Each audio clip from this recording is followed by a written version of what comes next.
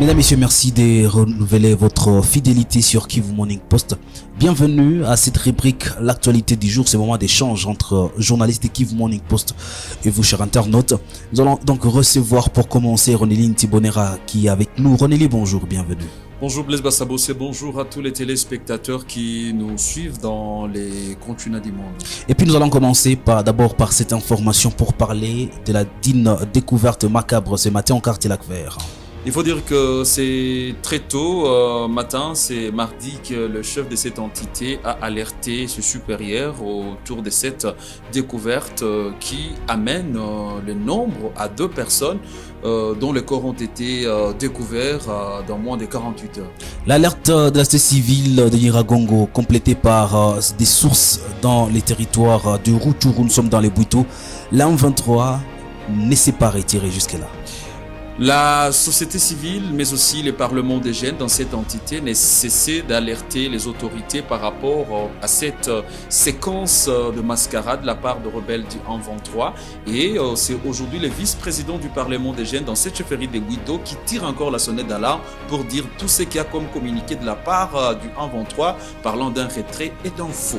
Et puis nous allons revenir sur ces coups de pioche par rapport aux propos tenus par Paul Kagame. Mesdames, Messieurs, vous êtes nouveaux sur la chaîne, n'oubliez pas surtout de vous abonner. Et on se retrouve dans la deuxième partie pour la suite de cette vidéo.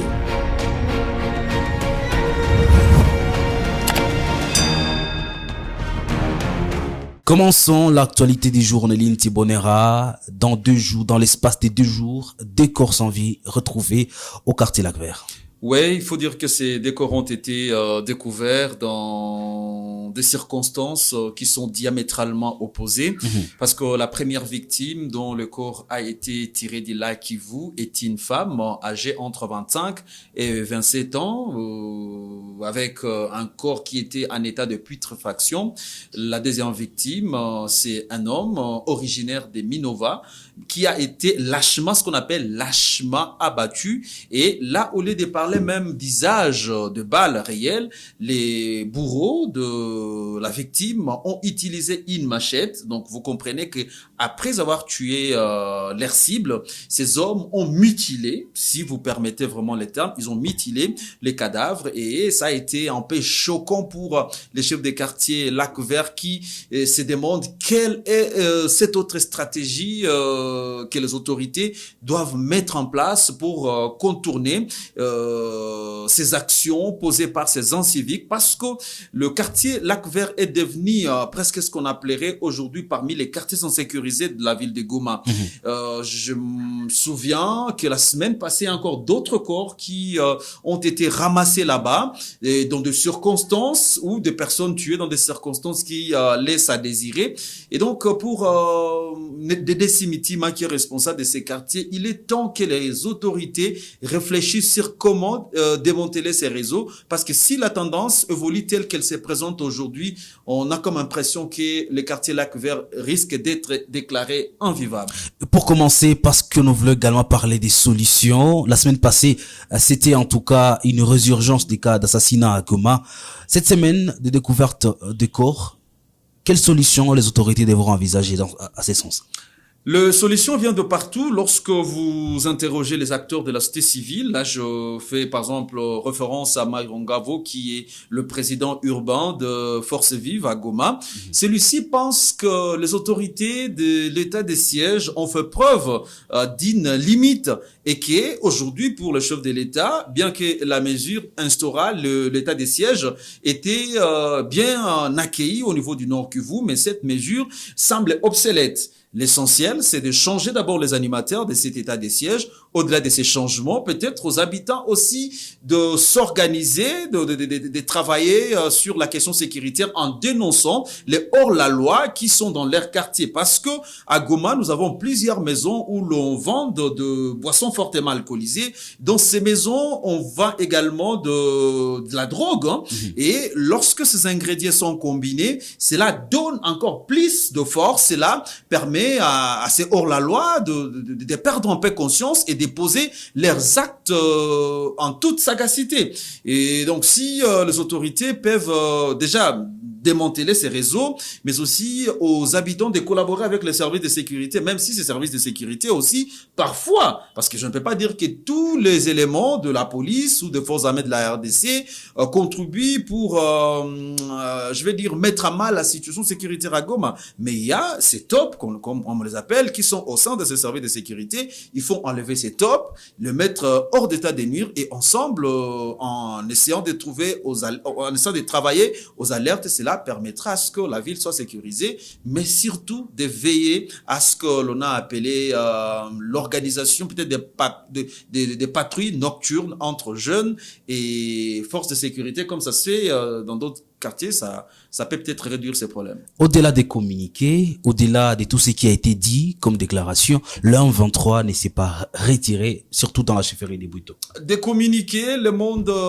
semblait être enjaillé par le contenu de messages partagés par le rebelle du 23, cette bonne volonté affichée de quitter certaines zones qui devraient être laissées entre les deux bonnes mains de la force régionale de l'EAC. Le constat est amer malheureusement pour le Parlement des jeunes de la chefferie de Bouito. Selon son vice-président qui venait de contacter la rédaction de Kivu Morning Post, en chefferie de Bouito, nous sommes dans le Rutshuru. Ces rebelles ne se sont pas retirés. Donc, d'un côté, nous avons le Wazalendo qui occupe des villages. D'autre part, il y a encore ces rebelles qui sont présents. Et d'ailleurs, dans d'autres entités, on parlerait même d'une stratégie cachée où ces rebelles carrément portent des tenues civiles, mais... Cela peut avoir quelles conséquences, effectivement? Alors, le premier problème, c'est que déjà, du côté des autorités régionales, l'on se félicite de cette volonté parce que même en lisant, en parcourant la page Twitter de l'EAC, vous vous rendez même compte que dans le Bunagana, dans le Tchenguerero, il n'y a pas eu un retrait effectif de tous les éléments du 1-23. Le retrait a été partiel, cela a été reconnu par le responsable militaire des l'East African Regional Force, mais aussi le mécanisme de vérification de frontières. Donc le problème est encore là et je crois que au stade actuel, on ne peut pas parler d'un pas vers la paix, mais les risques d'affrontement ou de confrontation existent. D'ailleurs, j'en profite pour en parler. Tu sais que cette nuit, il y a eu encore des affrontements entre les soi-disant Wazalendo et le rebelle du 1-23, mais ça c'est dans le Massissi, parce que là on exposait un problème qui est dans le Rutshuru, mais dans le Massissi il y a des affrontements entre le 1-23 et les Nyatura à Bougnolet, et il y a 3 compatriotes qui ont perdu la vie dans cette situation de combat et des déplacements de population signalés. Donc, si ce cas est vécu dans le territoire de Rutshuru, il n'est pas exclu que cette même difficulté se pose, par exemple, à Kibumba. On l'a vu avec ces accrochages entre les rebelles du 1-23. Alors, pour un fils de la province du Nord Kivu, doit-on perdre espoir ou penser qu'il y aurait une solution?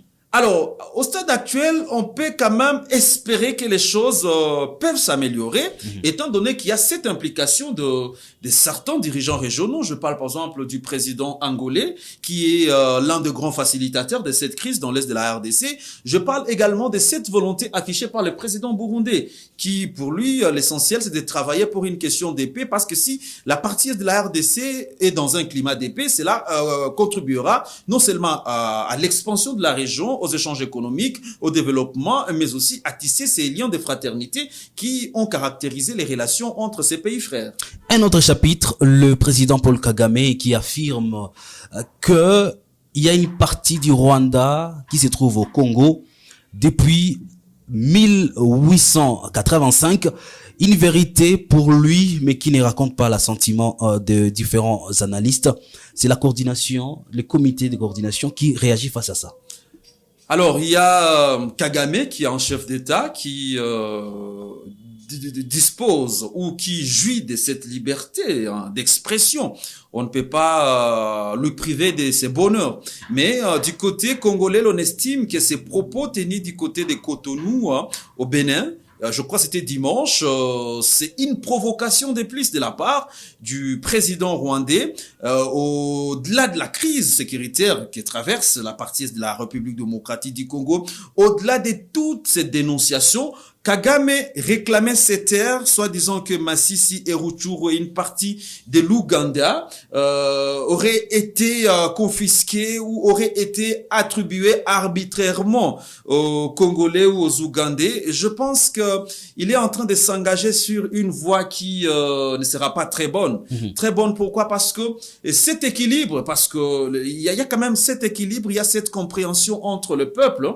Alors venir avec ce genre de discours, ça risque de fragiliser tous les efforts fournis par les organisations. Vous savez, déjà, la crise dans la province du Nord Kivu, c'est une crise qui remonte des années 90. Une crise qui était liée au contrôle des terres parce que il y avait certaines communautés qui se sentaient lésées alors que ces communautés avaient des droits comparativement à tout ce qui était comme législation depuis l'époque coloniale jusqu'à aujourd'hui. Mais revenons sur les réactions parce que nous avons par exemple des structures qui ont réagi à ces propos tenus par le président Kagame. Si d'un côté les députés par exemple provinciaux, Prince Kiangi appelle le Congolais au calme et de ne pas se fier à ces propos tenus par Paul Kagame, il y a le comité laïque de coordination diocèse de Goma qui par contre estime que ces propos de Kagame sont une façon pour lui de dévoiler, de montrer son vrai visage parce que avant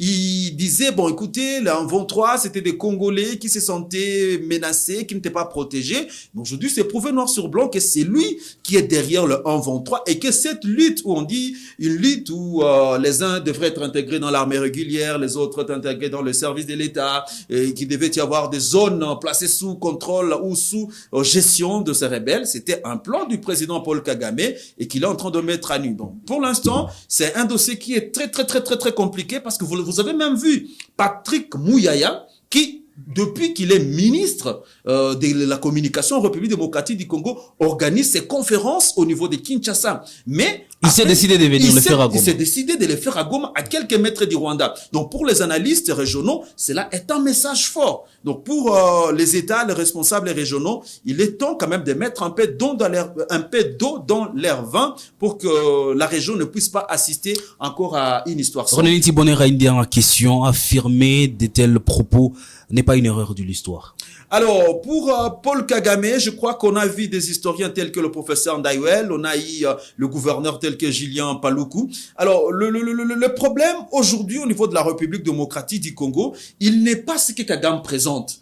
Parce que nous connaissons qu'il y a des Américains qui viennent d'autres entités. Tout comme si il y a ce qu'on appelle ces droits qui est accordé à un Congolais qui est ou qui s'est retrouvé sur cet espace national après l'indépendance. Donc toute personne, toute communauté qui se retrouverait sur l'espace de la République démocratique du Congo après l'indépendance, c'est automatiquement un Congolais. Et donc pour Kagame, il veut vraiment travailler sur cette question de division, alors que cette division ne va profiter à personne.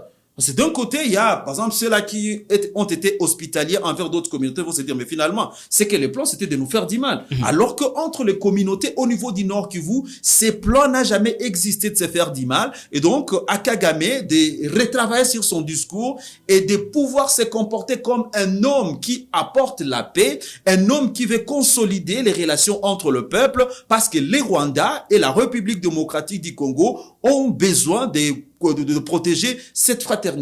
Mesdames et messieurs, fin de l'actualité du jour. Merci à vous de l'avoir suivi.